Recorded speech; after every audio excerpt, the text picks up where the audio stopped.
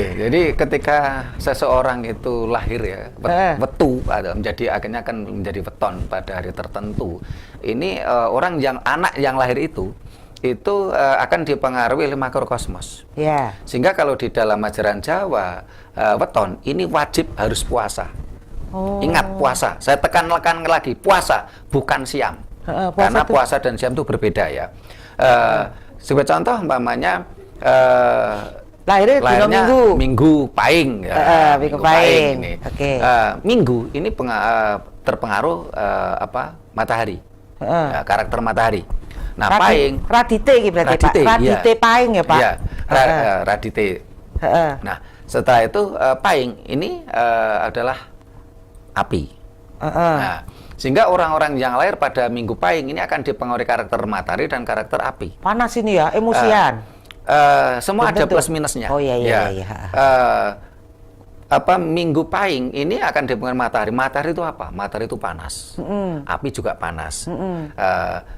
Panas ini merupakan orang yang terbiasa dengan sesuatu yang gitu loh, yang cepat bergerak ya. Panas juga berarti juga emosi. Tetapi matahari ini adalah keadilan.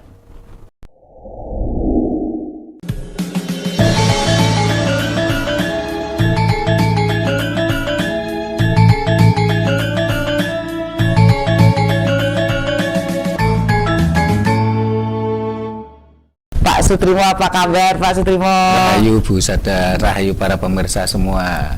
Ya, selalu seger nih Pak Sutrimo ini. Ya, pemirsa Dharma TV, Pak Sutrimo ini sudah lama sekali menggeluti keilmuan Jawa nih Pak. Dan beliau secara konsisten sampai hari ini tetap mensiarkan tentang apa itu ajaran Jawa sebagai adab ya budaya kita yang asli. Jadi ini memang kalau dibilang ajaran kehidupan ya, atau mungkin gaya hidup ya kalau menurut Pak Sutrimo ya. Lifestyle atau gaya hidup. Nah, Pak Sutrimo, banyak sekali keilmuan-keilmuan di ajaran Jawa, ternyata termasuk diantaranya itu astronomi ya ternyata ya. Nah, pada kesempatan kali ini pemirsa kita akan berbicara atau berdiskusi tentang Neptu dan weton Jawa. Ya, Pak Sutrimo, sebenarnya apa sih yang disebut dengan Neptu atau arti Neptu, bener nggak sih saya ngomongnya? Neptu ya? Neptu atau Naptu. Neptu atau Naptu itu adalah angka-angka rumus di dalam kalender Jawa. Ketika kita mau belajar kalender Jawa itu kan sangat luas ya, sehingga kita untuk dasar dulu kita harus tahu tentang Naptu pasaran dan Naptu dino. Ya, Naptu Saptawara dan Naptu Pancawara, ini kunci pokok dulu, kunci dasar dulu.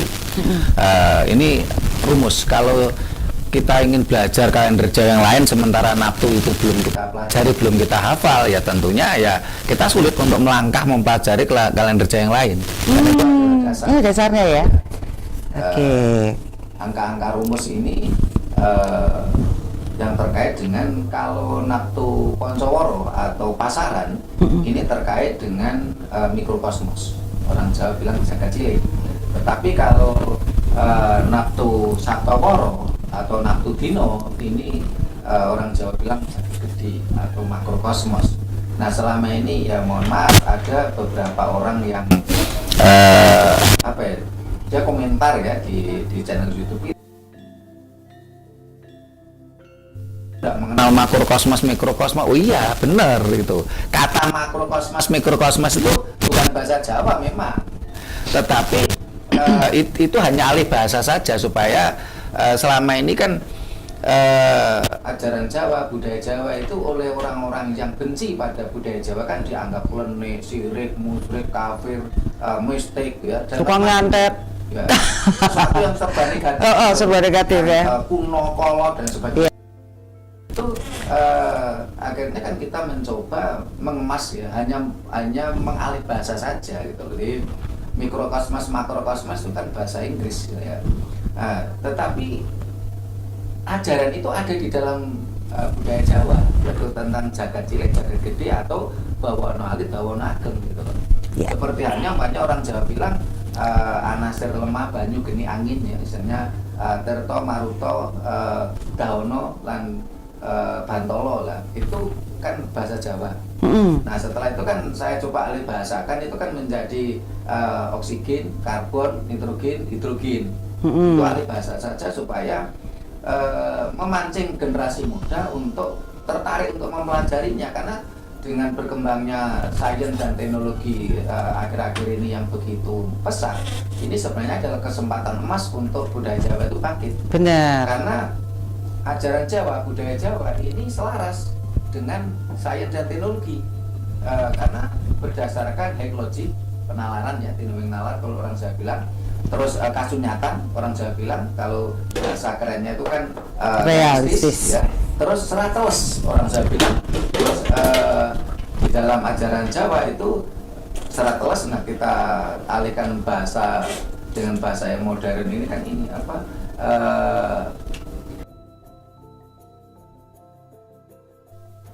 Ya, ilmu pengetahuan alam, ya. Alam. Seratos itu alam semesta aja. Supaya itu berarti mencakup fisika, biologi, ya, kalau dipelajarin di keilmuan kita ya. Jadi seperti itu. Akan bicara tentang fisika, metafisika, terus biologi. Kita bicara bahkan Jawa mengenal tentang biomolekul. Jadi kita bicara tentang enzim biomolekul itu ada di dalam budaya Jawa. Teknologi nano. Pertanian ini ternyata ada ya. Teknologi nano dikenal oleh leluhur kita dengan nebul kan, dengan asap dupa gitu loh. Ini semua kan selaras dengan teknologi, selaras dengan sains gitu loh. Nah, selama ini kan bangsa kita kan dicekoki mabuk dogma. Ya, hanya sesuatu itu selalu didasarkan percaya, hanya percaya. Dasarnya kamu harus iman, harus percaya. Dasarnya apa? Dalil. Mentok di situ. Ilmiah gitu. Ya. Ilmiah. Dan ini nampaknya memang sudah disetting oleh kapitalisme. Ya, terutama dari Eropa, dari Eropa itu kan mengalami kegelapan kan 800 tahun. Mabuk ajaran dogma ya. Dogma dari Timur Tengah. Mereka mabuk selama 800 tahun setelah terjadinya revolusi Renaissance, terus revolusi Prancis, revolusi gereja ya. Itu kan akhirnya mereka tercerahkan. Nah, setelah tercerahkan kan mereka bisa berpikir, oh ternyata dogma-dogma agama ini bisa untuk alat untuk menjajah bangsa lain. Karena digunakan untuk bangsa kita. Wong bodoh dipangan wong pinter. Ya. Gitu ya, Pak. Ya. Tapi kita harus pinter sekarang ya harusnya ya. Sehingga karena itulah saya mencoba mengemas secara dikatakan modern, enggak juga, leluhur kita lebih modern kok. Tapi kita mencoba mengemas dengan bahasa komunikasi anak sekarang gitu loh. Iya, betul. Kalau dikatakan modern enggak juga. Leluhur kita jauh lebih modern kok. Jadi ketika bangsa Eropa ya sampai detik ini tidak mampu menemukan teknologi metalurgi yang lebih sempurna, leluhur kita sebelum Masehi sudah mengenal metalurgi loh. Ketika bangsa lain mengenal alat musik hanya sekedar kayu dan kulit, leluhur kita sudah mengenal dengan logam loh. Ya, dengan gamelan ya. Ya, dan gamelan itu merupakan simfoni terlengkap di dunia sampai detik ini tidak ada yang mengalahkan loh. Sepakat Pak. Ya. Tapi anehnya karena kita mabuk dogma kan kita malah lebih menyukai kayu dan kulit. Ya. Itu kan mohon maaf seni primitif malahan. Iya. Ya. Tapi kita menganggapnya itu luar biasa karena mabuk dogma gitu loh. Ya. Nah, kembali ke tadi naftu tadi. Naftu ya. Itu kunci, kita harus paham betul. Sebagai contoh gini. Kita mulai dari Poncoworo dulu ya. Poncoworo. Ponco artinya 5, Woro berita. Wara itu dikatakan berita bisa, wara itu adalah kabar bisa ya. Oh gitu ya. Ya, jadi 5 kabar 5 nama ya. Pancawara ini adalah pasaran. Oh. Pasaran sebagai contoh namanya Kliwon. Nah, Kliwon ini naftunya 8. Ini pancer. Itu diambil dari mana Pak? Kok bisa dapat ketemu 8? Kalau saya mencoba mengkaji, kenapa kok Kliwon ini angka 8? Dan ini adalah mikrokosmos ya. Mikro ya? Iya, mikro. Oke, mikro itu yang jagat cilik ya. Jagat cilik. Oke. Nah, kalau saya mencoba mengkaji di dalam tubuh manusia, ya, walaupun itu orangnya gemuk atau orangnya kurus, ini kandungan air, ya, karena Kliwon itu air. Simbolnya air. Baik. Nah, Walaupun orang itu kurus seperti saya atau gemuk ya. Seperti saya. Ya. Kayak enak gitu tuh. Ya, itu kandungan air di dalam tubuh kita ini kurang lebih 8 liter. Oh, 8 liter ya? Ya. Kalau saya kurang dari 8 liter saya akan sakit. Kalau orang gemuk itu lebih dari 8 liter dia pun akan sakit karena terjadi obesitas. Jadi standarnya adalah 8 liter. 8 liter apa 8 gelas? 8 liter. Air yang di dalam tubuh kita Ya. maksudnya, termasuk darah segala macam. Oh gitu ya. Ya mulai darah, ya saya mohon maaf air kencing, ya macam-macam. Ya. Oke. Ya. Kliwon itu air. Ya, air. Unsurnya ya. Unsurnya 8, itu unsurnya di tengah, pancer. Oke, baik. Orang Jawa mengatakan kasih. Kasih itu pancer, kasih itu. Oh, gitu maksudnya ya, Pak. Iya, kasih itu memang sumbernya itu ya. Ya, hati nurani kan kasih. Iya. Budi itu pancer. Itu yang harus hidup di dalam harus diri hidup, setiap manusia kasih. ya. Nah, setelah itu paing. Nah, istilahnya paing, terus api ya paing ya? Ya, paing api. Oh, ya. pantes. Paing itu api, ya. Dan itu kalau kliwon tadi pancer di tengah, ya, dia budi. Nah, kalau paing ini merah simbolnya. Kalau kliwon tadi ini biru. Dia lebih cenderung ya seperti biru bening gitu loh. Oke. Ya. Kalau jernih gitu ya. Jernih biru. Jadi air kalau di telaga itu kan seperti biru, padahal nggak biru gitu. Iya benar. Ya. Nah, kalau Hijau, paing ini kan biru. merah. Dia letaknya di barat. Warnanya merah. Natunya 9. Ya. Ini kalau saya lihat ini ketika kita bicara suhu udara di dalam tubuh manusia. Karena tadi air, kadar air dan suhu udara ya. Suhu udara di dalam tubuh manusia itu dia akan tetap sehat ya. Ini ketika kelipatan 9. Duh. Berapa, Pak? 36 yang normal. Ya. Kalau kita ingin umpamanya mohon maaf ya, kita ingin mencoba memasuki dimensi bawah ya. Ya kita harus minus 9. Oke, minus 9 itu piye maksudnya? Dari standar manusia normal. 36 itu. Nol di bawah 0. Oh, di bawah 0. Iya. Minus 9, Pak. Ya. Wah, ini ilmu pengetahuan suhu ini. Ya. Sebentar, Pak.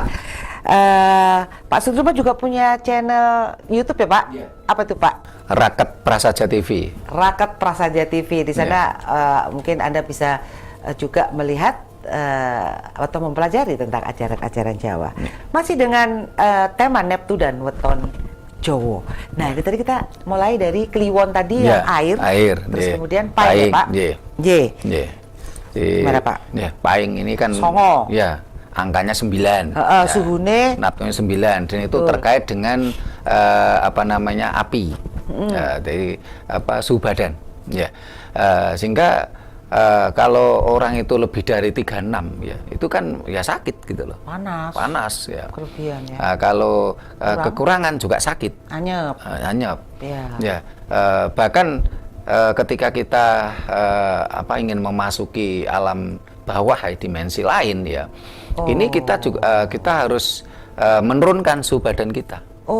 Suhu tubuh kita ya. Rendam di air itu termasuk nggak? Termasuk itu rendam ya. Setelah itu juga harus puasa. Naik gunung. Ya, naik gunung. Yang dingin-dingin ya, gitu itu pokoknya. kan kita bagaimana suhu tubuh tadi kan kita menjadi turun. Itu kita akan bisa bersentuhan dengan dimensi lain. Dan di dalam budaya Jawa hal-hal semacam itu tidak dikatakan ilmu gaib, tidak dikatakan bangsa gaib, makhluk gaib, tidak. Tetapi orang Jawa mengatakan itu adalah wong alus. Nah, kita wong kasar. Nah, sekali waktu yang namanya kasar dan halus itu sekali waktu akan bersinggungan. Tapi kalau dikatakan gaib itu kan sudah tirani. Itulah sebabnya kalau di dalam ajaran Jawa kita dituntun, diajarkan supaya itu kita harmonisasi dengan segala ciptaan Tuhan. Ya. Terus ada nggak kayak setan, iblis gitu, Pak, di ajaran Jawa, Pak? Setan, iblis tidak ada. Jadi apa yang disebut? Setan, iblis, jin tidak ada. Kalau itu kan juga bukan bahasa Jawa, ya. Sehingga itu tadi kalau kita di dalam ajaran Jawa kan kita diajarkan untuk bersinergi, kita berharmonisasi, ya, harmonisasi mikrokosmos, makrokosmos kan begitu. Kita sangat berbeda dengan ajaran lain, terutama ajaran Dayo yang di situ jelas-jelas mengatakan mereka memusuhi makhluk gaib. Sampai dia harus minta perlindungan pada Tuhannya dari makhluk gaib tadi. Padahal itu ya ciptaannya Tuhannya gitu ya. Sehingga makhluk gaib harusnya kan gitu. Makhluk gaib itu dimusuhi, dikutuk dan sebagainya. Ini benar. Perbedaan ajaran Jawa dengan ajaran Dayo. Betul, ya. betul. Nah, karena bagian juga ini juga ciptaan Tuhan, kita tidak boleh memusuhi, kita tidak boleh mengutuk. Ya kita sekali waktu kita bersinggungan. Yang penting kita tidak saling mengganggu. Ya, ketika di dalam cerita-cerita di dalam mitologi Jawa yang namanya wong alus, ya, orang Jawa mengatakan itu entah itu demit, ya, dan lain sebagainya, atau karena ketika bicara makhluk gaib itu kan makhluk halus, ya, orang Jawa bilang itu kan macam-macam namanya.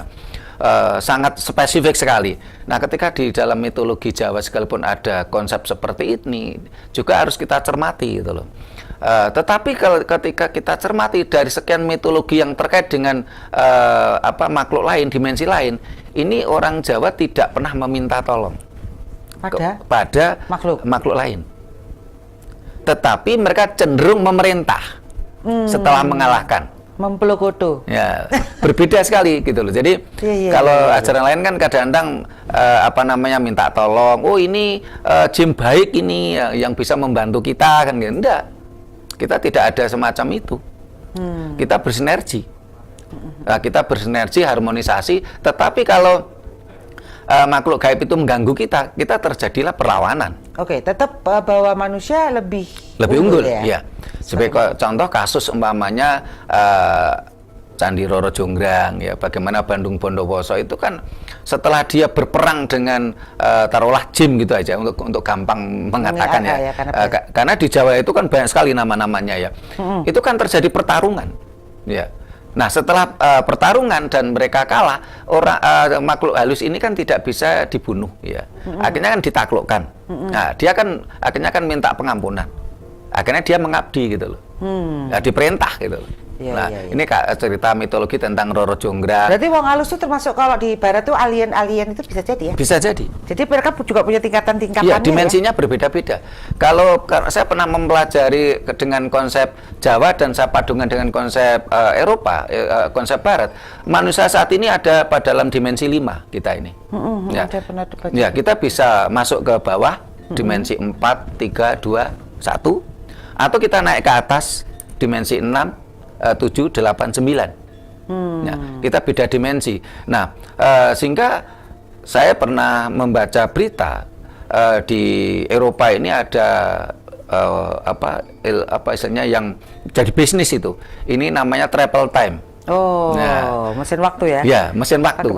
Dan ternyata guru besarnya travel time ini ketika saya baca dan juga saya waktu itu ngobrol diskusi dengan mantan komandan CPM Dam 5 Brawijaya, ini orang Sragen, sekampung dengan saya gitu loh. Guru besarnya tentang travel time gitu loh. Iya. Dia tinggal di mana itu sekarang? Di Amerika. Oh gitu ya? Iya. Luar biasa ya. Wah, kapan nih kita bisa ikut traveling? Iya. Nah, iya. Itu tadi tentang Paing, ya. Napinya 9. Nah, setelah itu Kliwon, Paing, Pon. Nah, Pon ini adalah cahaya. Kalau dalam kalender terbitan Raket Prasojo saya tulis itu foton. Foton itu cahaya. Pon itu letaknya di selatan. Oke. Ya. Kok malah selatan ya, kok gak timur ya, Pak ya? Iya. Iya, Pak ya. Oke, Pon adalah cahaya. Iya. Terus kemudian Pon, legi. Itu tadi berapa, Pak, jumlahnya, Pak? 5 nantinya kan. Yang Pon? Pon 7. Pon 7. Pon 7. Oke, mudun ya. Terus kemudian setelah itu legi. Nah, legi ini udara. Pak, mari Paing, Kliwon, Paing. Mau diurutkan. Kalau diurutkan ya Paing, Pon, Wage, Kliwon, Legi. Kalau diurutkan, ini kan saya acak aja. Acak. Sambil menguji ketajaman ingatan saya gitu. Jadi, karena ini dasar soalnya. Kalau Iya, ini iya, aja iya. saya lupa kan berarti kan saya harus belajar lagi gitu loh. Iya Pak. Ya memang harus selalu belajar ya Pak. Iya, harus belajar gitu loh. Oke Pak, terus kemudian legi itu angin. oh lagi Ya, angin. angin. Baik. Itu Neptunya itu 5. Ya. Terus Nah, setelah itu Wage. Oke. Wage itu tanah. Nah, Wage itu tanah. Tanah itu orang Jawa bilang Wage iku rupane ireng, panggone nang lor di utara, Neptune papat. Simbolnya lemah. Tanah. Nah, saya mencoba mempelajari kenapa kok Wage itu 4, kenapa kok orang Jawa mengatakan itu warnanya hitam, kenapa itu kok simbolnya tanah gitu ya. Ternyata ketika saya mencoba menggali ya, mengkaji, karena tanah itu setelah kita melewati 4 lapisan tanah, ini kita tidak temukan lagi oksigen. Kalau air masih ketemu, oksigen nggak ketemu. Sehingga kalau bagi orang yang terbiasa menggali sumur, ini kalau sudah melewati 4 lapisan tanah, ini harus pakai bantuan udara dari atas. Dan ada yang sampai mati keracunan. Oh iya. Tetangga saya. Ya. Oh itu maksudnya Ya, Pak. ya. Oh jadi pengetahuan ini nih Ya. buat gali sumur nih ya. Iya. Oh, iya. Kenapa kok ada orang penggali sumur itu sebuah keahlian tersendiri loh. Iya. Nggak semua orang Pak. Iya. Karena ada pengetahuan itu tadi ya. Iya. Oh gitu ya Pak. Gimana pemirsa Dewa TV? Keren kan gitu loh ya. Ternyata banyak sekali kita yang nggak tahu gitu. Sesuatu yang mungkin terbiasa di keluarga kita dulu ya Pak ya. Saiki kan didik-didik kan ong sumur ya golek tukang sumur. Yeah. Tapi ternyata di situ ada suatu keilmuannya tersendiri ya. Ya. Kalau saat Baik. ini kan saya prihatin ya, banyak bahkan orang tua ya yang seusia saya ini ndak hafal tentang Neptudino, apalagi yang muda. Iyalah Pak. Ya. Kita aja sekarang ulang tahun ngikutin londo. Coba kalau ulang bulan ayo Pak, Ya. beton. Nah, kalau Mama masih suruh puasa kan ya, kita kadang-kadang ya, di ya. Memang puasa. kalau ajaran Jawa kan beton. Oh. Ya. Iya. Ya. Nah, kita lanjutkan yang pengetahuan dasar dulu. Ini Neptu ya Pak ya, Neptu. Wage ya, Wage itu 4 oke. ya. Setelah itu Wage tadi Paing sudah, Pon sudah, Kliwon sudah, Legi sudah, Wage sudah semua. Oh iya deh. Nah, Cuma 5 ya Pak? Iya, 5 kan Poncoworo. Oh iya. Ya. Poncok. Ya. Nah, itu mikrokosmos atau jagat cilik. Ya. Nah, setelah itu pasangannya ini adalah makrokosmos, jagat gede. Oke. Ini adalah Saptoworo. 7 berarti? Ya, 7. Itu apa Pak? Weton. Hari. Oh hari ya? Ya. Yaitu Radite. Radite ini matahari. Ini hari apa? pertama. Sekarang tuh hari apa? Minggu. Oh minggu itu Radite, matahari. Sunday. Sunday. Nah, Baik. kalau kita bicara makrokosmos ini antara kalender Jawa dan kalender Masehi ini hampir sama. Oh 7 hari juga ya? Ya 7 hari dan saya lihat pedomannya juga hampir sama. Cuman beda penyebutan saja saya pelajari itu. Sebagai contoh kalender Masehi ini kan kalender yang memakai pedoman mengakomodasi makrokosmos jagat gede. Tetapi tidak mengakomodasi mikrokosmos jagat cilik. Nah kalau kalender Hijriah ini hanya hitungan angka sehingga dikatakan kalender hisab, hitungan angka tanpa mengakomodasi, tanpa nilai-nilai filosofi yang lebih dalam sebenarnya kalau kita mau jujur. Hanya hitungan angka saja.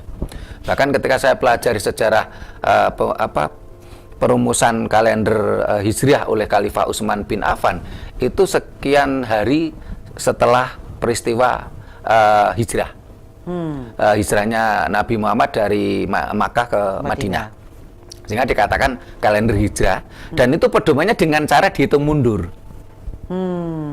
Karena Khalifah Utsman bin Affan ini memiliki pemikiran membuat kalender sendiri supaya tidak sama dengan kalender Masehi. Ini setelah proses hijrah. Dihitung mundur kemarin berapa hari dari hijrahnya tadi gitu. Nah, itu kalender hisab, kalender hitung. Nah, kita lanjutkan tentang kalender Jawa tadi ya. Pertama kan Sande, kalau Hijriahnya kan Ahad, kalau Jawa itu kan Radite. Ya. Radite itu matahari. Nah, itu Neptunya 5. Oke. Nih, terus itu Suma. Suma. Ya. Sumawara ya. Itu Senin. Senaina kalau dalam kalender Hijriah. Kalau Masai kan Mande. Itu Neptunya 4. Ya. Terus Selasa. Salasa dalam bahasa Hijriahnya. Selasa artinya 3. Hari ketiga. Kalau orang Jawa nih? Kalau orang Jawa bilang itu Anggoro atau Kartika Eka. Kartika, apik ya, keren lo ya. Ya, Kartika Eka ini artinya adalah planet pertama setelah bumi. Nah, planet pertama setelah bumi itu Mars. Ya, sehingga siapapun yang lahir pada hari Selasa ini akan terpengaruh oleh karakter planet Mars. Oke. Namanya bisa jadi Kartika. Ya. Karena kamu lahir hari Selasa nih Kartika ya. Iya Pak ya. Ya. Itu Neptunya 3. Oke. Nah, setelah itu Rabu, Arba'ah kalau dalam kalender Hijriah. Oh, itu yang kakung saya, Arba'ah, anak nomor 4 ya? Ya, 4. Oh iya, benar-benar. Arba'ah, kan tadi saya bilang, kalender Hijriah itu kalender hisab, kalender hitungan saja. Arba'ah 4 atau Rabu, sekarang lebih kenal. Oh, Rabu. Nah, Rabu. Nah, itu kalau di Jawanya adalah Buddha. Oh, Buddha ya? Iya. Tapi bukan Buddha Siddhartha Gautama loh ya. Beda, Buddha. BUDA aja. Biasa.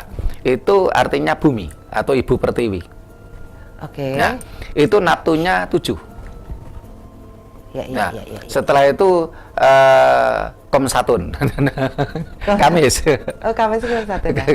Kalau dari Hijriahnya Komsatun ya? Kamis. Lebih tahu yang orang Arab lah, saya nggak, cuman saya kan hanya mempelajari kalendernya. Jadi halo saudara-saudara kita yang dari turunan Timur Tengah ya. Kamis. Kamis. Jawa nih. Jawanya kalau si ada koncoku kok. Jenenge. Iya. Kalau itu Radite, kalau Kamis itu apa ya Pak ya? Respati ya Pak? Respati. Ya? Beneran Pak? Iya. Beneran Pak? Respati Pak? Iya Kamis Respati Pak. Soalnya kan saya lahirnya Kamis. Saya inget-inget tuh kok bagus banget ya Respati ya. Respati. Iya. Terus? Setelah itu Neptunya 8. Oh gede Pak saya. Ya. Setelah itu Jumat. Oke, Jumat. Hari ke-6 ya, Jumat. Hari ke-6. Jumat itu dalam bahasa Jawanya adalah Sukra. Sukra.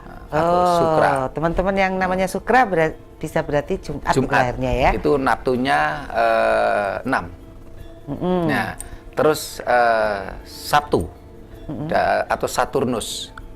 Ya. Ini kalau di dalam ajaran Jawa, kalender Jawa ini disebut adalah Kartika Catur. Oh, Kartika Catur. Ya, planet keempat setelah bumi. Orang Jawa mengatakan Kartika Catur atau Catur itu bahasa Jawa tak Pak? Iya, Catur itu 4. Iya, teman namanya Catur. Ya. Berarti itu Jawa banget ya, Bapak Ibu. Jadi ada yang mengatakan Kartika Catur, ada yang mengatakan Saniskara. Berarti Kartika tadi ada 2 dong Pak, yang Kartika awal tadi. Iya, Kartika Eka sama Kartika Catur. Oh, oke. Nah, ada yang mengatakan Kartika Catur, ada yang mengatakan Saniskara atau Tumpak. Saniskara. Bagus ya. Saniskara. Ini Sabtu. Kalau orang lain mengatakan Sabat. Hari ke-7. Sabtu ya. Sabtu. Teman-teman Nasrani biasanya ke gereja juga. Sabat, Sabtu. Ya, Sabtu. Nah, ini Neptunya 9. Nah, ini makrokosmos. Dan ini merupakan pasangan toh, mikrokosmos, makrokosmos. Orang Jawa sudah mengenal itu, sehingga kalender Jawa itu berdasarkan Sangkan Dumadining Bawono. Sangkan itu apa Pak? Awal mula terjadinya alam semesta. Oh, ini harus dijelaskan Pak. Banyak pemirsa yang tidak mengerti seperti saya. Jadi kalau Sangkan Dumadining Bawono. Awal mula terjadinya Bawono. alam semesta. Bawono itu alam semesta. Iya. Itu sudah dipelajari oleh orang Jawa kita, itu ya? jauh sebelum Masehi. Jauh sebelum Adam dan Hawa dong berarti. Iya. Itu kan cuma dibikin, ya udah deh, gak usah dibicarain ya. Berarti itu ilmiah banget ya, penciptaan ini ya. Ya, jadi Baik, Pak. kalender Jawa ini berkonsep berdasarkan sangkan dumadining bawono. Nah, kalau aksara Jawa berdasarkan sangkan paraning dumadi. Apa itu, Pak? Asal muasal kehidupan. Jadi asal muasal kehidupannya masyarakat Jawa itu sebenarnya sudah mengenal Asal muasal kehidupan bahasa. manusia. Oh, manusia. Kehidupan, tidak. Jadi kalau sangkan dumadining bawono itu alam semesta, jagat gede. Nah, kalau sangkan paraning dumadi itu kan isinya. Karena itu yang mencatat manusianya gitu ya. Ya, yang mencatat manusianya gitu loh. Tidak mungkin Tuhan tuh teriak-teriak, itu tidak mungkin. Betul. Iya, Pak. Jadi sebenarnya apa sih manfaat kita untuk mengetahui Neptu dan Weton, Pak? Manfaatnya banyak. Sebagai contoh namanya kita menjadi tahu tentang psikologi Jawa. Karena ketika bicara psikologi Jawa itu sangat komprehensif. Karena kalau saya lihat ilmu psikologi luar ini seringkali hanya kaku. Nah, ini saya pernah diskusi secara tidak langsung waktu saya diundang menjadi semacam pembicara di UB kemarin, ya, ketemu dengan dosen psikologi gitu. Kita ngobrol-ngobrol gitu. Dan saya juga pernah ngobrol sama ini bukan saudaranya kembarnya. Krisna. Ya, waktu itu di Jogja. Kita waktu itu sama-sama ngisi Krisno. di kongres kongres budaya Jawa waktu itu. Nah, ketika bicara psikologi Jawa itu ternyata komprehensif. Tidak kaku. Sementara kalau psikologi Barat itu kan antagonis protagonis. Nah, psikologi Arab juga sama, hak dan batil. Ya ayyuhalladzina amanu ya ayyuhal kafirun, itu psikologinya. Cina juga hampir sama. Nah, tapi kalau Jawa enggak. Jawa tidak kaku, hanya hitam dan putih, salah dan benar. Tidak seperti itu. Tidak seperti itu. Cina kan pakai yin yang bergerak, Pak. Nah, hitam itu hampir mirip malah. Lebih fleksibel ya. Karena kalau yin yang itu kan di hitam, di situ ada titik putih. Nah, begitu juga putih ada titik hitam. Dan dia bukan garis lurus, bukan garis lurus, saling mempengaruhi untuk kesempurnaan kehidupan. Betul. Bukan hanya hak dan batil, bukan hanya hitam dan putih, bukan hanya sekedar antagonis protagonis. Ya. Ini kalau kita bicara psikologinya loh, yang saya nggak bicara lain-lainnya lah ya. Jadi harus dibatasi itu nanti supaya tidak kemana-mana. Gitu. Nah, ketika kita belajar tentang Naptudino, akhirnya kita menjadi tahu tentang karakter kita, karakter teman kita, karakter manusia.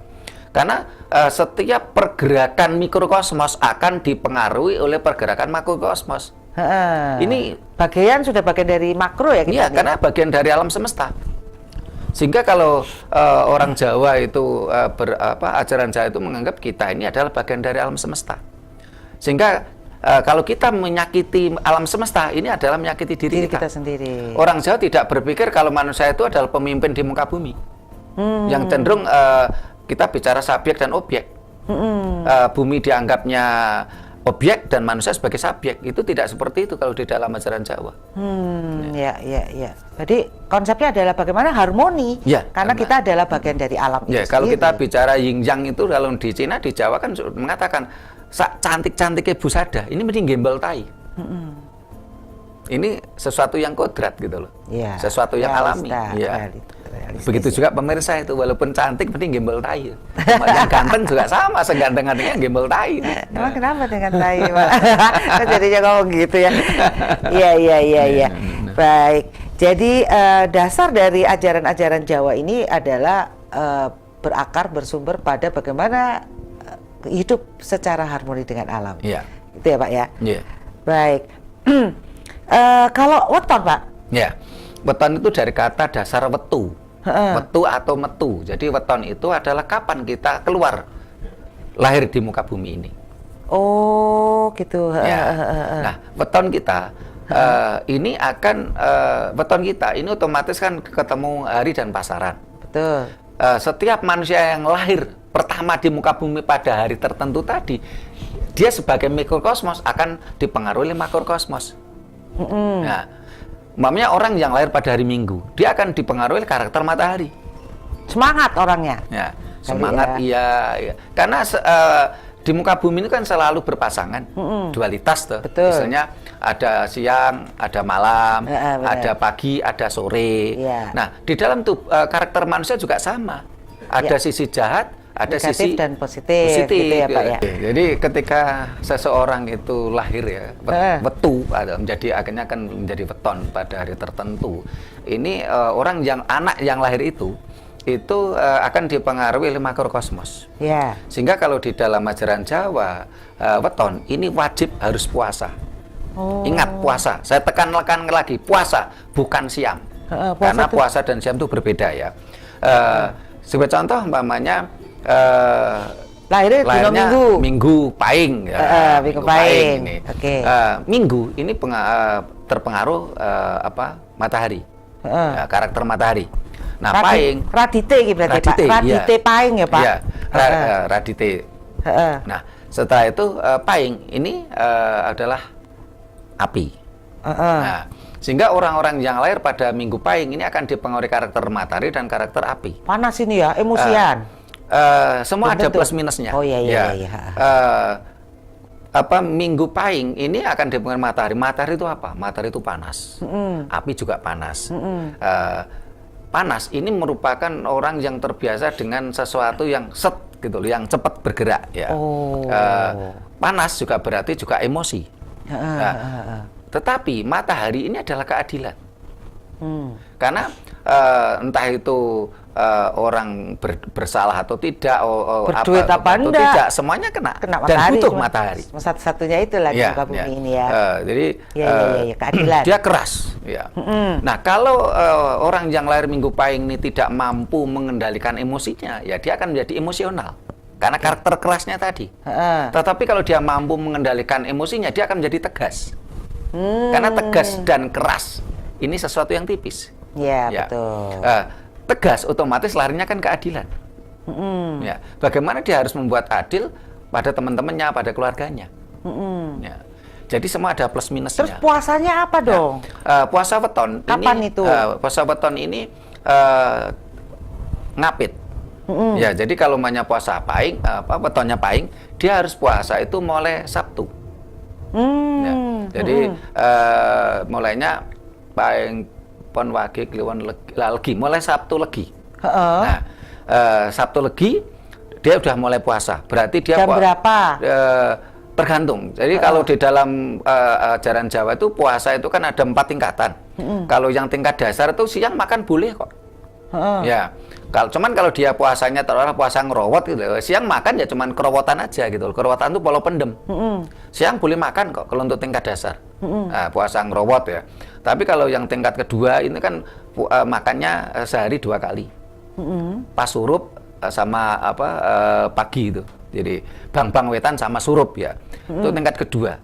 Ya. Terus kalau tingkat ketiga sehari semalam cuma makan sekali. Ya. Entah itu tengah hari, entah itu tengah malam, entah itu pas surup, pokoknya 1 kali. Ya. Terus yang tingkat keempat itu kan ngebleng. Tidak puasa sama sekali. Ada yang tidak puasa, tidak makan. Tidak makan sama sekali. Dan tidak tidur. Melek tuh. Boleh tidur. Ya, boleh tidur untuk tingkatan awal ya. Jadi dia ada yang punya istilah ngebleng, ada yang istilahnya ngarak. Ngarak itu kan di PP kering biasanya. Karak. Jadi dia tidak makan, tidak minum. Supaya dia kering, dikarak nih awake itu. Ya. Ini tingkat yang keempat gitu. Belum pernah nih Pak, tak coba sih ngarak aku. Kunci dari puasa Jawa itu kan untuk keseimbangan alam dalam tubuh kita. Betul. Jadi bukan sekedar menahan. Kalau hanya menahan itu kan siang nggak makan, malamnya ganti jam makan ya tambah gemuk. Iya benar. Oke. Jadi ideal gitu ya harusnya ya dengan berpuasa itu ya kita. Supaya kita.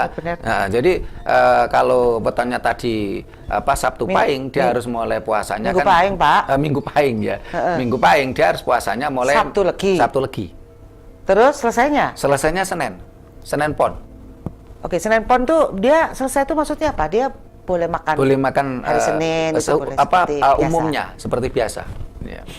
Oke. Jadi kalau umpamanya puasa ngerowot, otomatis yang terbiasa ngerokok enggak boleh ngerokok itu 3 hari.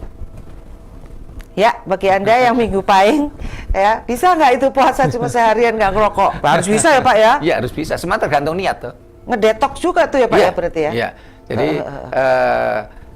dan puasa Jawa itu kan banyak untuk keseimbangan. Sebagai contoh, weton sekarang kita ngerowot, nanti selapan dino lagi, weton lagi tuh, kita nanti bisa ngidang, selapan dino lagi bisa ngalong, selapan dino lagi mutih, kan begitu. Oh gitu, boleh gitu ya? Iya. Oke, baik Pak. Ini kita udah deket waktunya nih. Terus apa itu primbon Pak? Nah, udah dipotong aja nanti panjang itu. Yang dimaksud primbon kan itu tadi. Jadi perhitungan-perhitungan tadi mengenai karakter seseorang, dan di situ juga ada ditentukan dengan ada kelebihan, ada kelemahan. Betul. Sehingga itulah tadi di dalam ajaran Jawa setiap weton itu harus puasa. Kenapa? Karena pada hari weton kita ini adalah titik lemah kita. Mohon maaf, saya tidak bicara porno, ini bicara ilmu biologi. Dalane bayi itu kan, mohon maaf kan, ya cuma segitu itu tuh. Sehingga setiap bayi mau melahirkan, dia mengalami pelenturan tubuh. Setiap bayi mau lahir Pak? Ya, setiap ibunya bayi yang melahirkan Pak? Ya, setiap bayi mau lahir ya, ini mengalami pelenturan tubuh secara alami. Betul, betul. Ya, kalau tidak mengalami pelenturan tubuh, ya tentunya tidak bisa keluar. Ya, karena dalane bayi ya mohon maaf ya cuman segitu ya, itu. Tapi membesar loh Pak, itu yang kita kesakitan Bapak nggak pernah kan? Iya. Saya rasa ini. Nah, walaupun taruhlah buka telu, buka pitu gitu ya. Tetapi kalau si bayi tidak keras tidak melakukan pelenturan tubuh yang nggak bisa keluar. Orang gitu aja udah kayaknya nyawa mau dicabut Pak. Iya. Ya. Oh gitu ya Ini Pak. Ini sangat ilmiah atau ilmu Jawa itu sangat luar biasa kalau kita mempelajarinya. Nah. Jadi pada saat weton itu justru kita tuh dalam kondisi yang lemah ya, belum kuat gitu ya. Di situ tapi lemahnya tidak lemah benar. Sehingga pada orang Jawa mengatakan yang bingung ngitung dino, ngebu bingung gawenen wetonmu. Nah, kalau orang-orang orang-orang Jawa yang pengetahuannya belum luas seringkali mengatakan wetonmu kudu dirahasiakan. Nggak disantet kan gitu ya. Lah, padahal dengan teknologi sekarang tanggal lahir kita kan sekarang kan terbuka. Iya. Semua orang bisa tahu, apalagi pejabat publik. Dengan kita tahu tanggal lahir itu kita bisa ngitung kok dia wetonnya apa. Apalagi kalau udah tahu tanggal lahir, tahu nomor rekening, silakan dikirim saja Pak ya. Nah, ini kadonya. Saya memaklumi aja bagi orang-orang Jawa yang pengetahuannya tidak dalam kan masih berpikir seperti itu. Oh, wetonmu itu kudu dirahasiakan, itu penting, itu nanti disantet katanya. Iya betul Pak. Tapi bagi yang benar-benar mempelajari budaya Jawa, weton itu bukan sesuatu yang titik lemah benar. Sehingga ketika bicara ngebu bingung umpamanya sebagai contoh gini, kita tinggal di Eropa, kita tidak menemukan teman saudara yang kira-kira bisa kita minta tolong untuk ngitung dino, ya kita ngebu bingung. Apa itu ngebu bingung? Ya udah kita gunakan weton kita sebagai untuk permulaan bekerja, permulaan berpindah, permulaan kegiatan.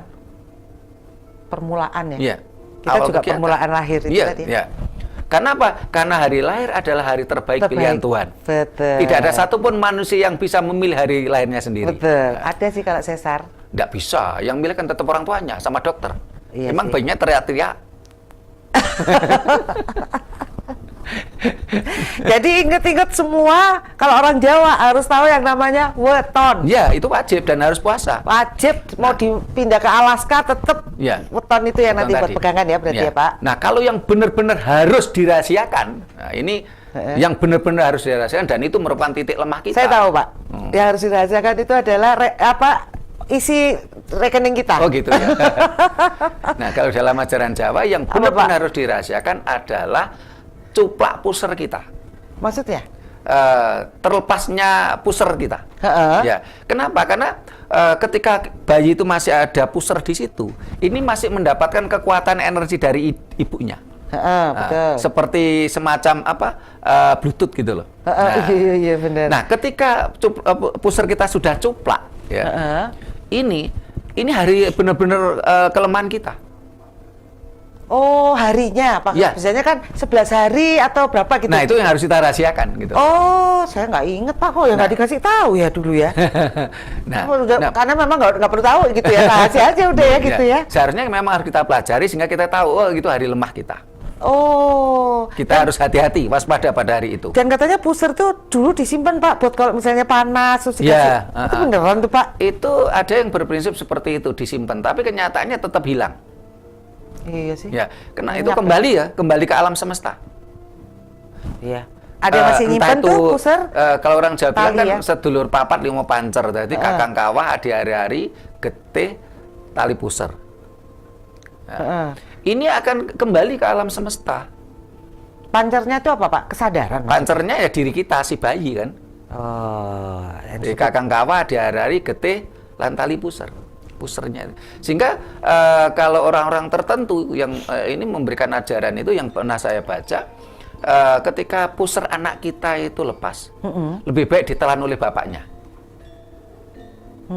Supaya apa Pak? Supaya tetap ada kesinambungan, ada sebuah hubungan energi. Nah ini keilmiahnya bagaimana nih? Soalnya kalau ibu sama anak itu jelas ya. Kalau ini bapak ya, justru bapak, bukan ibunya yang menang harus lagi. bapak malahan. Karena pusar tadi ini adalah sambungan energi, semacam Bluetooth. Sehingga ketika ditelan bapaknya kan otomatis kan terkoneksi antara bapak dengan anak. Sampai kapanpun. Baik, yang baru saja. Ini barangkali ilmu yang sangat rahasia nih. Karena jarang yang tahu. Perlu diperdalam ini Pak. Ini perlu dicoba gitu, perlu dicoba. Harus ada yang nyoba dong Pak. Saya udah nyoba. Apa yang terjadi, saya. Pak? Apa yang terjadi? Apakah anak-anak lebih menurut atau gimana? Salah satunya itu, terus ada koneksivitas antara saya dengan anak-anak saya, bahkan anak-anak saya ya nurut. Setelah itu ketika mereka sakit, ibaratnya saya cukup dengan air putih, saya dungani saiso-isoku dengan bahasa ibu saya orang Jawa, pakai bahasa Jawa, saya tiupkan, saya suruh minum, penyakitnya reda. Ya.